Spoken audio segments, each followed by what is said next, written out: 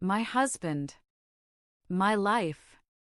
The room was heavy with tension. Some family members tried to soften it, suggesting reconciliation. Others said what she did was unforgivable. I didn't raise my voice once. I didn't cry. I simply said, "I'm done with both of you." Then I picked up my bag and walked out, leaving them to sit in the mess they'd made. 2 weeks passed after that family meeting. I didn't speak to Tund. I didn't speak to Adana. My phone was a battlefield of missed calls and unread messages. In those 2 weeks, I moved quietly. I visited my lawyer. I gathered financial records. I transferred my personal savings into a separate account. I wasn't just leaving, I was making sure I left with my dignity intact. The final push came when Tund showed up at my office unannounced. He looked worn out, like life had drained him.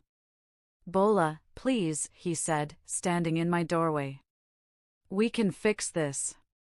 I'll end things with her. Just, don't throw away our marriage."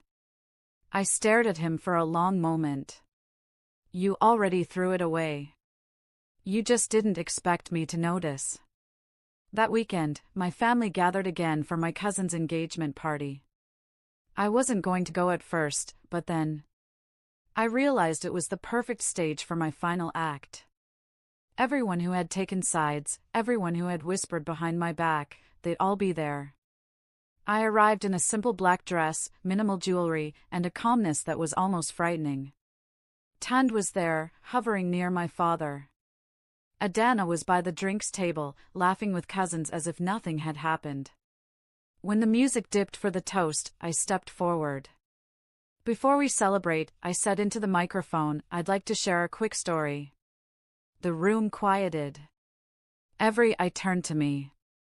It's about a woman who found her sister's face on her husband's phone. She didn't shout. She didn't fight. She simply gathered the truth and let the truth speak for itself. I paused, scanning the room until my gaze landed on Adana, and then on Tund. In the end, she realized something: betrayal says more about the betrayer than the betrayed. And sometimes, the best revenge is simply removing yourself from the table where respect is no longer being served. I set the microphone down, reached into my purse, and pulled out a white envelope. Inside was my signed divorce petition. I walked over to Tund, placed it in his hand, and said quietly, "You're free." "So am I." Then I turned to Adana.